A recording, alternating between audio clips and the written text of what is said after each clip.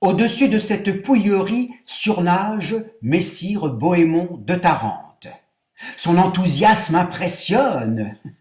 L'empereur ne lui a-t-il pas promis des terres aux alentours d'Antioche d'une longueur de 15 journées de marche et d'une largeur de 8 journées de marche? Pour obtenir le précieux présent, il lui faut honorer son serment. Seulement, les mois passent et l'empereur n'apparaît toujours pas. Et, surtout, le contexte a changé. Oui, Messire Bohémond de Tarente n'envisage plus la prise d'Antioche comme une seconde Nicée.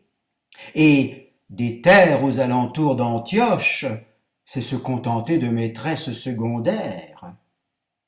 Il lui faut la première dame. Antioche. À quel prix? Au prix d'une énergie sans scrupule et avec l'art d'éviter de passer pour un parjure.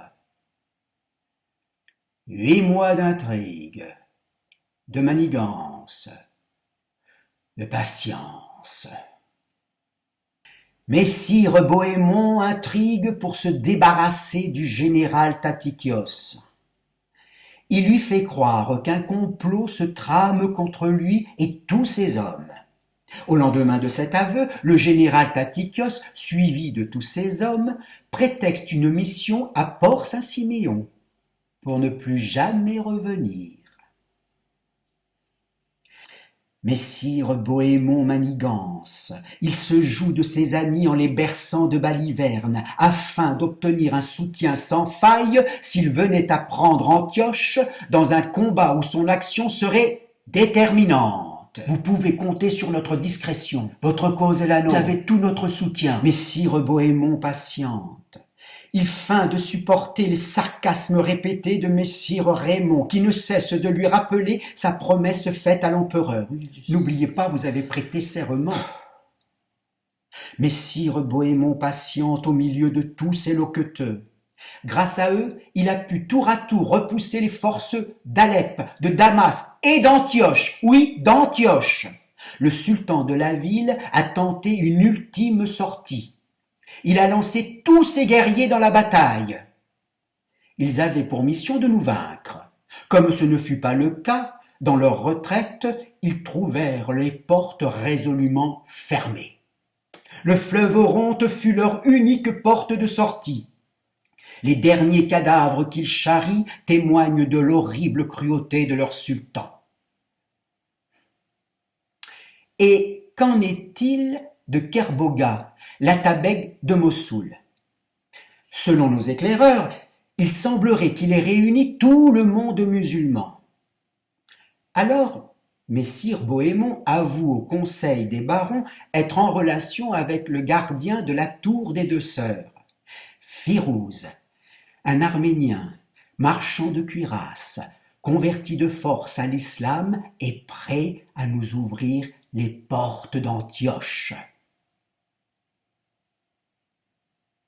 8 mois d'intrigue, de manigance, de patience. Au lendemain de cette révélation, Messire Étienne de Blois a fui avec une partie de son armée. Posons-nous un instant, voulez-vous?